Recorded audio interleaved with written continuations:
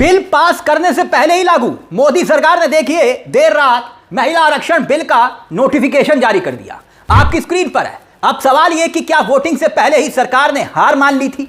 आखिरकार आधी रात को सरकार ने उसी बिल को लागू कैसे कर दिया जो बिल 3 साल से पेंडिंग पड़ा है। जी हां, 3 साल से पेंडिंग पड़ा, यह वही नोटिफिकेशन है।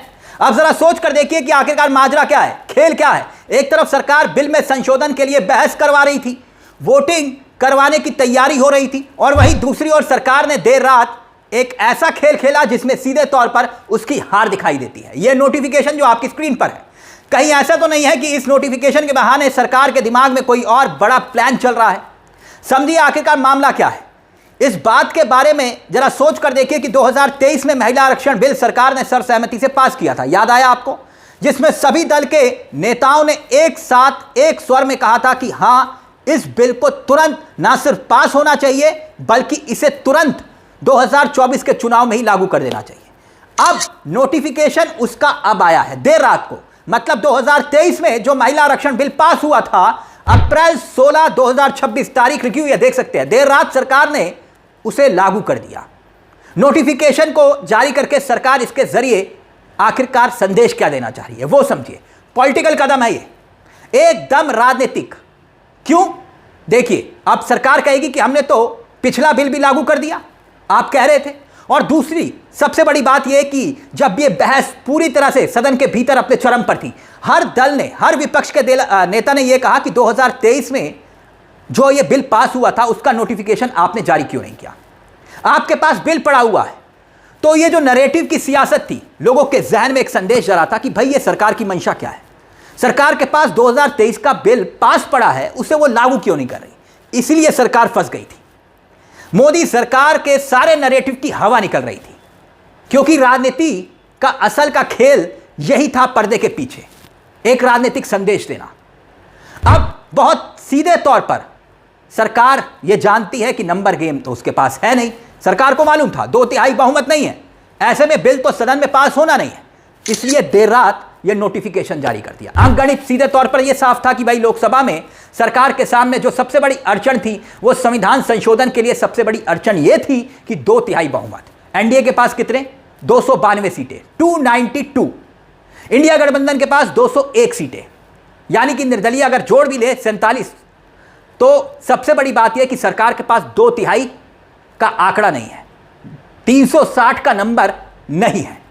अब 360 का नंबर कैसे आएगा, यह भी एक बड़ा सवाल था, क्योंकि 292 प्लस 47 निर्दलीयों को जोड़ भी लें तब भी 360 का फिगर नहीं बनता। यह बात सरकार को पहले से ही मालूम थी, इसीलिए 2023 के महिला आरक्षण बिल को नोटिफिकेशन को जारी कर दिया गया, जो सर्वसहमति से पहले ही पास हो चुका था। तो सरकार यह बात जानकर अनजान बन रही थी, और उसने जब देखा कि खेल फंस गया तो देर रात नोटिफिकेशन जारी कर दिया। 2 साल पहले वाला बिल जिस पर सबकी सहमति थी, यानी कि वो पुराना बिल जो कि 543 सीटों वाला बिल था, उसी आधार पर आरक्षण पर बात, यहां पर महिला आरक्षण पर अब क्लियर और कट हो गई। ये नोटिफिकेशन सामने आ गया। पहले दिन से ही दरअसल ये मांग सरकार की तरफ से नहीं, विपक्ष की तरफ से उठ रही थी। राहुल गांधी ने बाकायदा वीडियो शेयर किया था, याद करिए।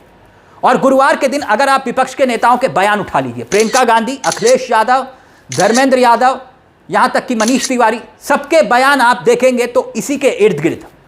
लेकिन इसमें एक पेच और है, अभी पूरी लड़ाई में एक पेच और फंस गया। महिला आरक्षण बिल पर जो सरकार इसको महिला वर्सेस विपक्ष बनाना चाहती है, जो बनाने की कोशिश थी, प्रधानमंत्री का पूरा बयान देखिए। कल प्रधानमंत्री ने क्या कहा था कि विरोध मत करिए, अगर आप विरोध करेंगे तो सारा क्रेडिट मैं ले जाऊंगा। अब इसका मतलब क्या है? इसका मतलब यह है कि पिछली बार खुलकर विपक्ष ने, सत्ता पक्ष ने, सब ने मिलकर कहा था एक स्वर में कि इसको लागू करिए, और मोदी सरकार जानती है कि यहां पर पेच फंस गया। क्यों? क्योंकि विपक्ष ने एक दाव खेल दिया, और वो दाव का नाम था ओबीसी। ओबीसी वाला दाव।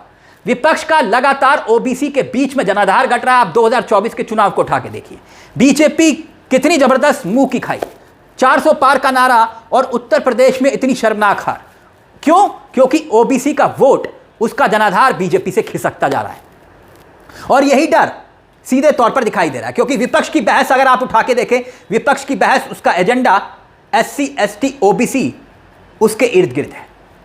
प्रधानमंत्री सीधे तौर पर यही बात कह रहे थे ना कल भी कि बहनों को आने दीजिए, महिलाओं को आने दीजिए, फिर डिसाइड कर लेंगे किसको कितना देना है। और प्रियंका गांधी ने यही बात पकड़ ली थी कि आपकी मंशा कुछ और है, आप कोटा विद इन कोटा देना ही नहीं चाहते, SC ST OBC को ऐड करना नहीं चाहते। और यही बात अखिलेश यादव ने भी कही। अब SC ST पर तो सरकार सहमत है, लेकिन OBC वाला पेच फंस गया। क्योंकि OBC वाला पेच क्यों, सरकार क्यों डरी हुई है? OBC को अगर आपने इंक्लूड कर लिया, जोड़ दिया, तो सरकार का जो अपना स्वर्ण वोटर है वो खिसक जाएगा। वो खिसकने का डर आप UGC के मामले में देख लीजिए ना, क्या हुआ। UGC के प्रावधान को लेकर क्या देश में आलम हुआ। स्वर्ण वोटर खुद बीजेपी के खिलाफ खड़े हो गए, जो अपने उसके खुद के वोटर थे। सुप्रीम कोर्ट तक मामला चला गया, सुप्रीम कोर्ट ने किसी तरह से सरकार को बचा लिया और UGC रोल बैक हुआ। लेकिन सरकार के पसीने छूट गए थे। और अगर महिला आरक्षण के मामले में OBC को सरकार ने इंक्लूड कर लिया तो ये लड़ाई वो वाली हो जाएगी जहां पर सीधे तौर पर सरकार का बचना मुश्किल हो जाएगा। क्योंकि ये भानुमति का ऐसा कुनबा है, जब खुल गया तो बीजेपी की वो हिंदुत्व की राजनीति, उस पर बहुत बड़ी चोट पहुंचेगी।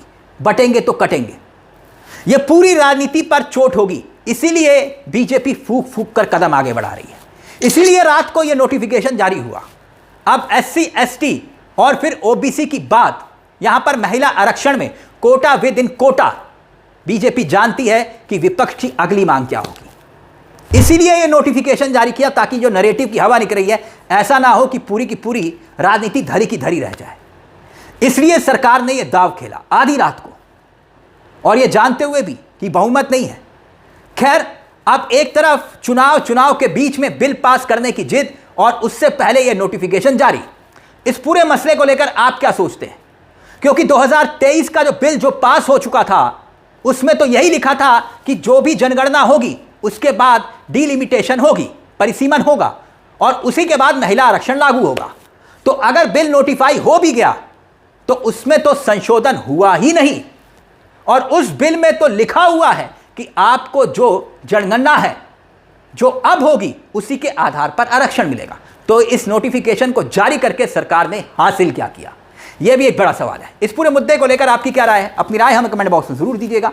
मुझे तिलक चावला को दीजिए इजाजत। एक छोटी सी दरख्वास्त, चैनल को सब्सक्राइब जरूर कर लीजिएगा। ये मंच आप ही का है, जहां हम सिर्फ खबर नहीं दिखाते बल्कि खबर के पीछे की खबर भी बताते हैं। नमस्कार, जय हिंद, जय भारत।